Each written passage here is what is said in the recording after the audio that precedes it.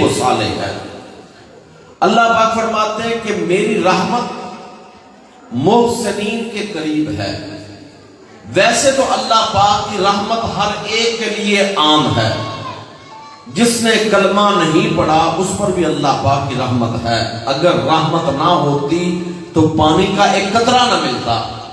میرے آقا صلی اللہ علیہ وسلم نے فرمایا کہ اگر اللہ پاک کی نظر میں دنیا کی قیمت مچھر کے پر کے برابر بھی ہوتی تو جنہوں نے کلمہ نہیں پڑھا ان کو پانی کا ایک گھونٹ نہ ملتا۔ اللہ پاک کی رحمت ہر ایک کے لیے ہے، لیکن خاص طور پر فرمایا جو بندہ نیکی کی راہ کی طرف چلتا ہے اللہ پاک کی رحمت اس کے قریب ہو جاتی ہے۔ اب اس آیت مبارکہ کو سامنے رکھیں اور احادیث پاک کی روشنی میں سمجھیے کہ اللہ پاک کی رحمت کتنا قریب ہو جاتی ہے۔ حدیث پاک صحیح مسلم میں ہے کہ بنی اسرائیل کا ایک شخص جس نے زندگی گناہوں میں ایسے گزاری کہ ایک ناحق قتل کیا، پھر ایک پر ایک قتل کیا۔ حدیث پاک صحیح مسلم میں آتا ہے کہ حتیٰ کہ 99 افراد قتل کر چکا۔ کسی اللہ کی ایک مخلوق کو ایذا دینا یہ کتنا بڑا جرم ہے، لیکن جب دل پر سیاہی آ جائے، جب دل پر جب گناہوں کی جو کالک آ جائے، جب دل پر گرد و غبار آ جائے، پھر گناہ کرتے ہوئے ڈر نہیں لگتا۔ حدیث پاک سے مسلم میں آتا ہے کہ اس بندے نے 99 قتل کر دیے، لیکن پھر آواز آئی اندر سے کہ تجھے توبہ تو کرنی چاہیے، تجھے توبہ تو کرنی چاہیے۔ 99 افراد قتل کر کے ایک عالم دین کے پاس گیا، اس وقت کے راہب کے پاس گیا اور جا کر کہتا ہے کہ میری توبہ قبول ہو سکتی ہے؟ راہب نے جواب دیا کہ تیری توبہ کیسے قبول ہو سکتی ہے، تو نے تو 99 جانوروں کو ظلمن مار دیا ہے، تیری توبہ کیسے قبول ہو سکتی ہے؟ حدیث پاک میں آتا ہے کہ غصے میں آ کر جس سے مسئلہ پوچھنے گیا تھا، جس سے فتویٰ لینے گیا تھا، اس کا سر بھی اتار دیا۔ 100 افراد کا قاتل لوگوں سے پوچھتا پھرتا ہے کہ میرے لیے کوئی توبہ کا دروازہ ہے، مجھے کوئی بخشنے والا ہے؟ لوگوں نے کہا کہ ہمیں اور تو پتا نہیں، جتنے تو اپنے جرم بتاتا ہے ہمیں تو اس بارے میں پتا نہیں ہے کہ تیری توبہ قبول ہو کہ نہ ہو، لیکن یہاں سے دور اللہ کے ولی کی ایک بستی ہے، اللہ کے ولی کی بستی ہے، تو اس بستی میں اس گاؤں میں چلا جا، ان کے پاس جا، وہ بھی تیرے لیے استغفار کریں گے، تو بھی استغفار کرنا، اللہ پاک تیرے اوپر مہربان ہو جائیں گے۔ حدیث پاک میں آتا ہے کہ توبہ کا ارادہ لے کر، توبہ کی نیت لے کر ابھی چند قدم اللہ کے ولی کی بستی کی طرف چلا تھا، وقت موت مقرر ہے، نہ ایک سیکنڈ آگے ہوتا ہے نہ پیچھے ہوتا ہے، موت کا وقت آ گیا، موت کے فرشتے نے روح قبض کر لی۔ اب اس کی لاش، اس کا جسد، اس کا جسم زمین پر پڑا ہے، تو رحمت والے فرشتے بھی آ گئے، عذاب والے بھی آ گئے۔ رحمت والے فرشتے کہتے ہیں کہ اس کی روح کا ٹھکانہ جنت ہوگا کیونکہ اس نے توبہ کا ارادہ کر لیا ہے۔ عذاب والے فرشتے کہتے ہیں نہیں، ابھی تو جس بستی میں جانا تھا اس بستی میں پہنچا نہیں ہے، اور وہاں جا کر توبہ کرتا، توبہ قبول ہوتی نہ ہوتی یہ اگلا معاملہ ہے، تو ابھی تو اس کا وہ سارا مرحلہ پورا ہی نہیں ہوا، لہٰذا اس کا ٹھکانہ جہنم ہے۔ حدیث پاک میں آتا ہے کہ فرشتے آپس میں بحث و تکرار کرنے لگے، بحث و تکرار کرتے کرتے گفتگو کسی سلسلے کو نہ پہنچ سکی، بالآخر فرشتوں کے دونوں گروہ اللہ پاک کے حضور حاضر ہوتے ہیں، باوجود اس کے کہ اللہ پاک کے علم میں سب کچھ ہے، لیکن ملائکہ اپنی اپنی بات عرض کرتے ہیں۔ اللہ پاک فرماتے ہیں میں نے تمہاری بات سن لی ہے، تم زمین پر چلے جاؤ، زمین پر جا کر فاصلہ ناپ لو، زمین پر جا کر فاصلہ ناپ لو، اگر اس کی لاش اللہ کے ولی کی بستی کے قریب ہے تو جاؤ اس کی روح کا ٹھکانہ جنت بنا دو، اگر اس کا جسم ابھی اللہ کے ولی کی بستی سے دور ہے تو جو اس کا جہنم میں ٹھکانہ وہ بنا دو۔ حقیقت میں ابھی اس کی لاش اللہ کے ولی کی بستی سے بڑی دور تھی، کیونکہ چند قدم تو چلا تھا، لیکن ملائکہ کے زمین پر پہنچنے سے پہلے زمین کو حکم ہوا، زمین ایک طرف سے سکڑ گئی، ایک طرف سے پھیل گئی، ملائکہ نے آ کر فاصلہ ناپا اور اس کی لاش کو اللہ کے ولی کی بستی کے قریب پایا گیا اور اس کی روح کا ٹھکانہ جنت بن گیا۔ یہ واقعہ کہاں لکھا ہے؟ حدیث پاک کی کتاب صحیح مسلم میں،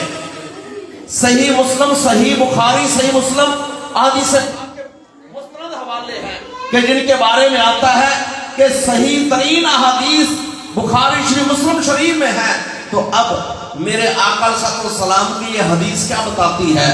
کہ اس نے صرف نیکی کا ارادہ کیا، اس نے صرف اللہ کے ولی کی بستی کا ارادہ کیا، اس نے صرف توبہ کا ارادہ کیا، اس نے صرف صالحین متقین کے پاس جانے کا ارادہ کیا، لیکن بستی تک نہ بھی پہنچ سکا، گاؤں تک نہ بھی پہنچ سکا، اللہ کے ولی سے ملاقات نہ بھی ہوئی، لیکن اللہ کی رحمت نے اس کو ڈھانپ لیا اور اس کی بخشش کا بہانہ بن گیا۔ اور اسی طرح میرے حضور قبلہ عالم حضور بابا جی سرکار حضرت پیر سید محبوب عالم شاہ صاحب رحمۃ اللہ علیہ، آپ چھوٹا سا جملہ فرماتے تھے فارسی میں، آپ اکثر فرماتے تھے رحمت حق بہانہ میں جوجت، رحمت حق بہانہ میں جوجت، کہ اللہ کی رحمت بخشش کے بہانے تلاش کرتی ہے، اللہ کی رحمت بخشش کے بہانے ڈھونڈتی ہے، وہ مالک بڑا رحیم ہے، وہ بہانے تلاش کرتا ہے کہ میں اپنے بندے کو کس وجہ سے بخش دوں، کیسے بخش دوں۔ اور اسی طرح کا ایک اور واقعہ حدیث پاک میں ملتا ہے کہ اسی طرح ایک بندہ، یہ واقعہ پچھلی قوموں کا، کیونکہ اس اب امت محمدی علیہ السلام میں مرنے کے بعد جسم کو جلانے کی اجازت نہیں ہے، بلکہ حکم ہے اس کے بعد غسل کا، کفن کا، جنازے کا۔ حدیث پاک میں کہ پچھلی امتوں کا واقعہ کہ ایک بندے کا مرنے کا وقت قریب ہوا، اس نے اپنے بیٹوں کو اپنے قریب بلایا، نوجوان بیٹوں کو اپنے قریب بلایا، بلا کر کہتا ہے جب میں مر جاؤں تو تم میرے ساتھ کیا کرو گے؟ انہوں نے کہا ابا جی جو آپ کا حکم ہو وہی کریں گے، دفن کریں گے۔ اس نے کہا نہیں، جب میں مر جاؤں،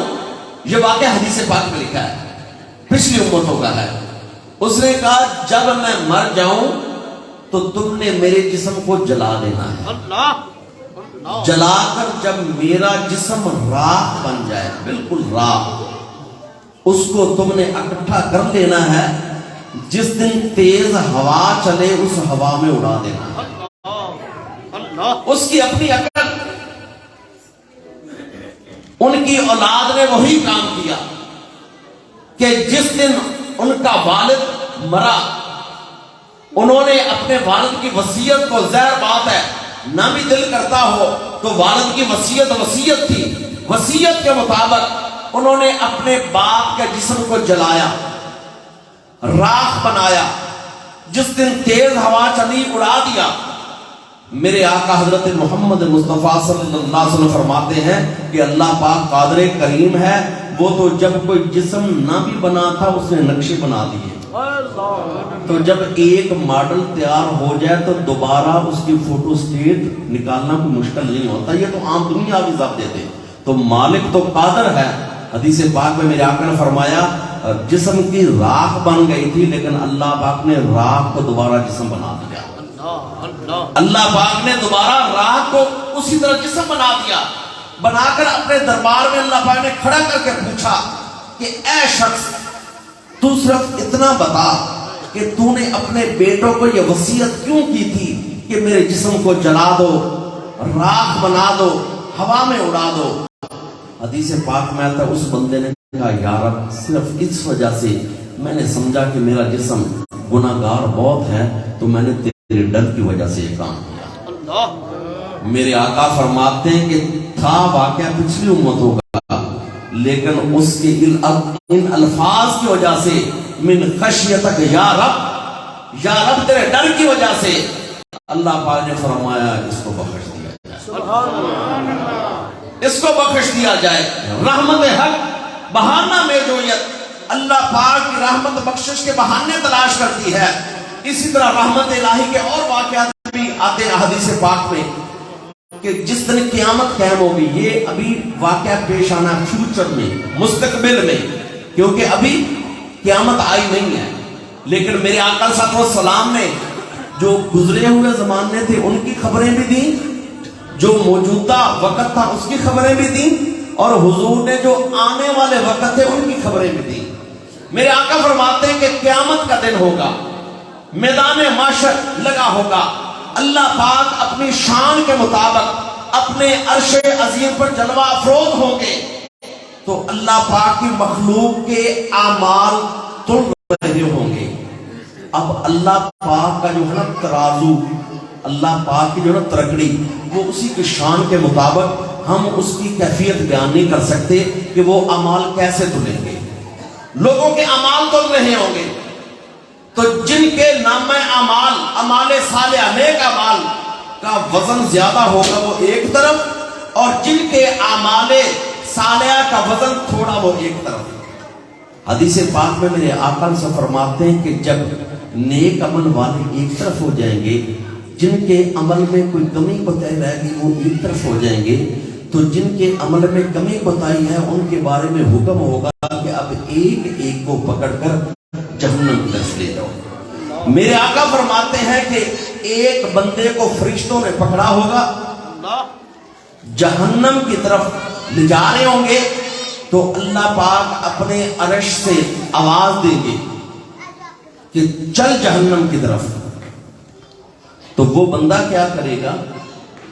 فرشتے تو اس کے ہاتھ چھوڑ دیں گے، وہ بندہ کیا کرے گا؟ 2 قدم چلے گا، پھر رک جائے گا، مڑ کر اللہ پاک کے عرش کو دیکھے گا۔ 2 قدم چلے گا، رک جائے گا، مڑ اللہ پاک کے عرش کو دیکھے گا۔ حدیث پاک میں آتا ہے وہ رکتا، پھر واپس دیکھتا، رکتا، واپس دیکھتا، جہنم کے کنارے تک پہنچ جائے گا۔ اللہ پاک ندا دیں گے رک جا، رک جائے گا، فرمائیں گے واپس آ جا، واپس آ جائے گا اللہ پاک کے عرش کے قریب۔ اللہ پاک فرمائیں گے مجھے یہ بتا کہ تو مڑ مڑ کر کیا دیکھتا تھا؟ تجھے جو حکم ہو گیا چل جہنم کی طرف، مڑ مڑ کر کیا دیکھتا تھا؟ حدیث پاک میں آتا ہے وہ بندہ سر جھکائے کہے گا یا اللہ مجھے تیری رحمت سے اب بھی امید تھی، مجھے تیری رحمت سے اب بھی امید تھی۔ اللہ پاک فرمائیں گے جاؤ اس کو بخش دو، اس کی اب بھی امید ہے، اس کو بخش دو۔ حدیث پاک میں آتا ہے کہ ایک اور شخص کو جہنم کی طرف جانے کا حکم ہوگا کہ چل جہنم کی طرف، تو وہ جہنم کی طرف دوڑ لگا دے گا۔ دیکھیں پہلا بندہ رک رک کر جا رہا ہے، دوسرے بندے کو حکم ہوگا چل جہنم کی طرف، وہ دوڑ لگا دے گا۔ جب کنارے پر پہنچ جائے گا اللہ پاک کی آواز آئے گی رک جا، رک جائے گا، حکم ہوگا واپس آ، واپس آئے گا۔ اللہ پاک فرمائیں گے تجھے پتا نہیں جہنم ہے، آگ ہے، تکلیف ہے، تو نے جہنم کی طرف دوڑ لگا دی؟ وہ عرض کرے گا یا اللہ میں نے دل میں یہی سوچا دنیا میں تو تیرے حکم مان نہیں سکا، آج ہی تیرا حکم مان لو، آج ہی تیرا حکم مان لو۔ تو تیرا حکم مان کر میں نے تیرے اس حکم کی وجہ سے جہنم کی طرف دوڑ لگائی ہے۔ اللہ پاک فرمائیں گے ملائکہ اس کو ہی بخش دیا جائے۔ اور اس لیے عارف کھڑی میاں صاحب فرماتے ہیں جے میں ویکھاں عملاں والے تے کچھ نہیں میرے پلے، جے میں ویکھاں تیری رحمت والے بلے بلے بلے۔ صوفیاء کرام مشائخ کہتے ہیں کہ نیکی ضرور کرے, نیکی عمل کرے, اعمال صالحہ کرے, لیکن کبھی نیکی پر غرور نہ کریں, نیکی پر تکبر نہ کریں, نیکی کو جنت کا ضامن نہ سمجھے, یہ نہ سمجھے کہ میں نیکوکار ہوں تو بخشا جاؤں گا. بخشش کا تعلق نیکیوں سے نہیں ہے, بخشش کا تعلق رحمت الہی سے ہے, رحمت مصطفیٰ سے ہے.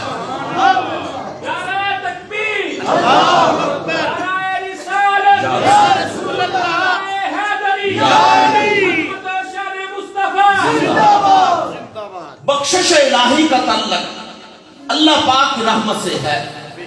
اگر رحمت ہو جائے, اور اس لیے عارف کریم نے ایک اور نقطہ بھی سمجھایا, آپ نے فرمایا جے عدل کریں کہ تھر تھر کمن اچھیاں شانہ والے, اگر وہ ذات آ جائے نا پورا توڑنے پر تو پھر کام بہت مشکل ہے. جے عدل کریں تے تھر تھر کمن اچھیاں شانہ والے, فضل کریں تے بخشے جاون میں والے. تو بخشش جس کی بھی ہونی ہے, نیکیاں ضرور کریں, نیکیوں سے سر کھینچنا نہیں ہے پیچھے. جب اس طرح کی بات کی جاتی ہے رحمت الہی کا, اس کا مطلب یہ نہیں ہوتا کہ ہم عبادت چھوڑ دیں, نماز چھوڑ دیں, روزے چھوڑنے نہیں, یہ سارے کام کرنے ہیں انشاءاللہ. مرشد کا بتایا ہوا رستہ بھی یہی ہے, مرشد کا طریقہ بھی یہی ہے, شریعت مصطفیٰ کو تھامنا ہے, اعمال کرنے ہیں, لیکن ان نیکیوں پر نہ غرور کرنا ہے, نہ تکبر کرنا ہے, نہ فخر کرنا ہے. فخر جب بھی کرنا ہے وہ رحمت الہی پر کرنا ہے, آقا صلی اللہ علیہ وسلم کی رحمت پر کرنا ہے. اسی طرح ایک اور حدیث پاک کے حوالے سے کہ ایک عورت بڑی ہی نیکوکار تھی, بڑی ہی نیکوکار تھی, لیکن ایک بلی, پالتو جانور ہے بلی اس کو بہت تنگ کرتی تھی, تو اس نے بلی کو پکڑ کر رسی سے باندھ دیا اور اس کے آگے کھانے پینے کی چیزیں ڈالنا بھول گئی, اور وہ بلی بھوک و پیاس کی وجہ سے مر گئی. تھی بڑی نیکوکار, حدیث پاک میں آتا ہے, لیکن جو بلی بھوک کی وجہ سے مری تھی, اللہ پاک نے اس وجہ سے اس عورت کو عذاب میں مبتلا کر دیا. اور ایک دوسری حدیث پاک آپ نے سنی ہوگی یقیناً, کہ بنی اسرائیل کے ایک اور عورت جس نے کتے کے بچے کو پانی پلایا تھا, اس کی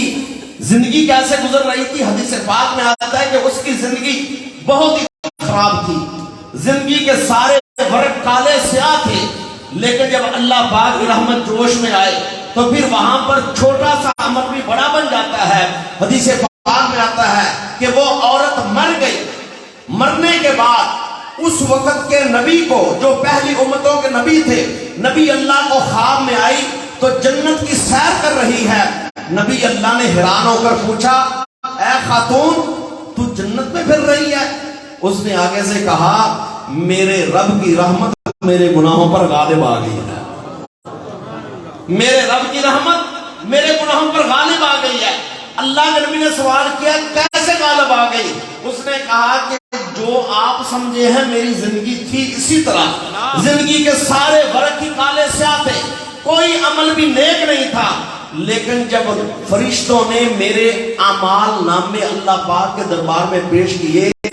تو رحمت الہی کی آواز یہ آئی کہ ملائکہ باقی کاموں کو چھوڑو,